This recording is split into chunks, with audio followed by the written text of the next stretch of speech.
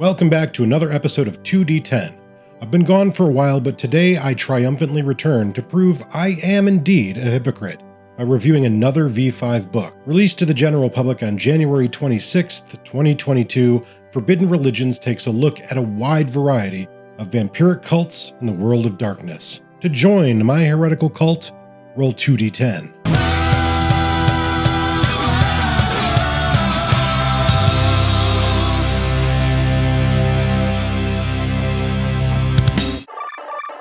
Forbidden Religions is a sourcebook for Vampire the Masquerade 5th edition. It was offered as a stretch goal reward tier for cults of the blood gods, along with Trails of Ash and Bone. The sourcebook explores more of the various cults that cling to the shadows of Kindred society in search of power, influence, salvation, and nothing short of Gehenna. As with preceding material created by Onyx Path Publishing, Forbidden Religions has a distinct look and art style. While the most recent material published by Renegade Studios seems to be making an effort to match the style, most of the previous V5 content is distinctly different than the Onyx Path Publishing books. That said, I'm generally indifferent about the visuals of this book. More on artwork later. Forbidden Religions details 4 distinct forms of religious belief, more precisely, 4 distinct pathways for cult behavior. Some of these cults extol virtue, peace, and coexistence as the appropriate path. Others wallow in vice, sin, and death, seeing it as their true purpose in eternity. First, in Pathways to Power, the Methuselah-worshipping cults of 4 different clans, Ventrue, Tremere, Nosferatu, and the Banu Hakim, or Assamites for those not up to date, are described. The Ventrue of the Shattered Spear worship the Methuselah and goddess of ancient Sparta, Artemis or Thea, who fell during the Battle of Carthage while fighting vile evils. The Withered Ones, a monstrous cult of Nosferatu, hunt and destroy their own kind to appease the Niktuku, and hopefully keep them at bay until all other Nosferatu are destroyed. The Shepherds of Urshulgi travel the world, spreading the laws of Akim and bringing those unworthy to their final destruction. The Praesidium, a cult of Tremere dedicated to the legacy of their clan founder, fight to keep their clan relevant after the collapse of the pyramid. Next, Dreams of Golconda delve into 4 different cults with different perspectives on salvation or mastery over the vampiric form. The Children of Salvation believe that vampirism is a demonic infestation that must be reconstituted and excised through the act of diablerie. The Butterflies see the vampiric condition as part of a more incredible eventual transformation and seek transcendence in the rays of the dawn. The Eremites seek enlightenment through isolation, starvation, and really high pillars. The Hunters of the Golden Cicada are a mysterious cult entrenched in Chongqing, seeking Golconda through charity and benevolence. Eschatological thought. This chapter features 3 different cults, each obsessed with the end times, each with different perspectives and motives, some legitimate and some fabricated for their zeal. Finally, ruinous beliefs moves the rocks aside to expose the worms underneath in the form of infernal cults. Infernal-ish? Evil? I don't know, but like baddies or something. Lastly, we round out the book with a chapter of advantages like merits and flaws and the obligatory lore sheets. So, what do I think of the book?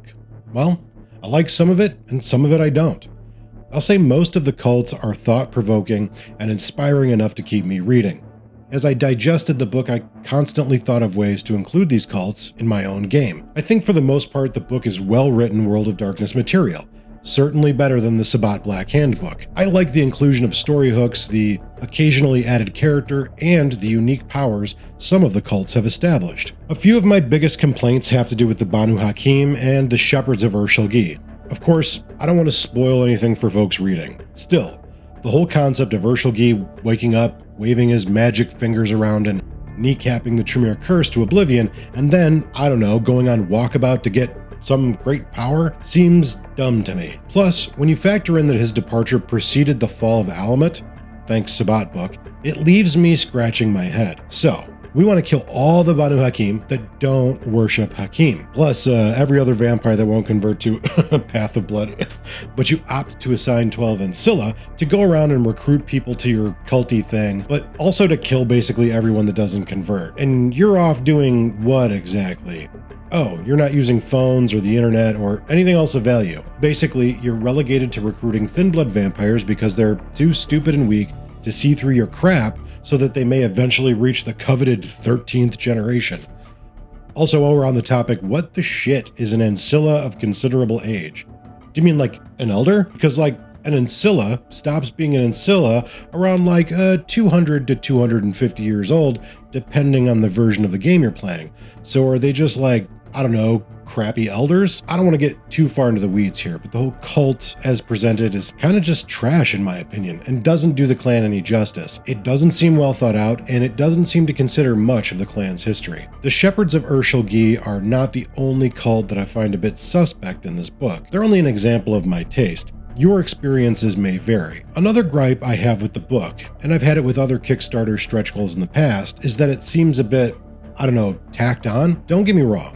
I think the book is mostly well done, but something about it feels embellished. Much of the material in Forbidden Religions creates the impression for me that it's cut from another book, like Cults of the Blood Gods. My final complaint with the book, and a complaint that a lot of, as the kids say, stans will have, is the lack of information on that one particularly heinous bloodline, the Bali.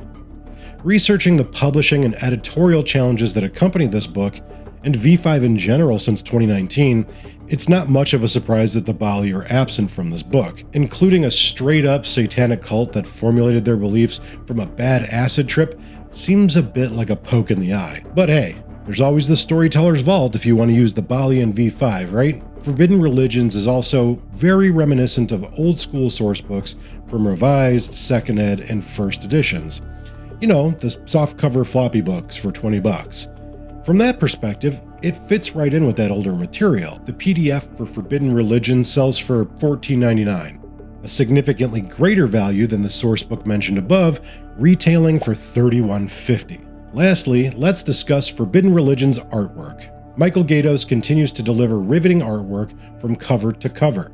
His full-page artwork between chapters draws me in and captures the essence of the World of Darkness. But, unfortunately, the rest of the artwork, it's not bad, it's just some of it is less compelling than I'm used to for a World of Darkness book developed by Onyx Path. My final score for Forbidden Religions is 3 dots out of 5.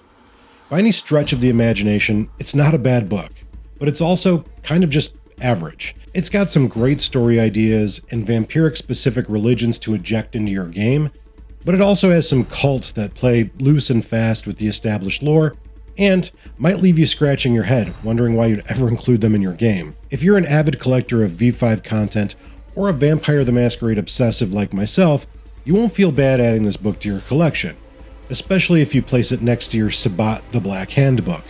Because that book still sucks. If you prefer books with a bit more meat on the bone, or you're less interested in the faith and cults unique to Cainites, you might not be as interested in this source book. To reiterate, I like this book. Please don't leave me a 6-paragraph comment concerning how wrong I am about every aspect of my review and how some other YouTube channel did a 3-hour walkthrough on this book. We're all good on that. Forbidden Religions is now available for purchase as a PDF or print on demand from DriveThruRPG, link in the description. Thanks for watching my review to the end.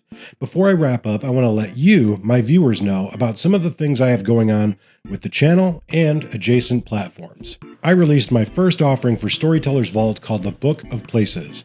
It's a simple, rules-light book of maps and storyteller information for you to inject into your World of Darkness game. If you've ever had trouble describing your scene or location, or if you're playing via the internet and need a visual aid, the Book of Places should be an excellent tool for your gaming group. Check it out at the link in the description. It's only $5. Coming soon, the 2D10 podcast is returning to an app near you. If you like the videos I make and you want to hear more about books, games, and tabletop game creators, check it out at 2d10.com or wherever you get your podcasts. Also, check out my new and improved Patreon if you want to support this channel. I offer exclusive podcasts, exclusive access to content as I make it, storytelling advice, merch, and even exclusive tabletop gaming experiences.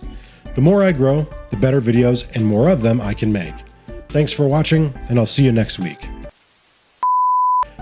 I released my first offering for Storytellers Vault.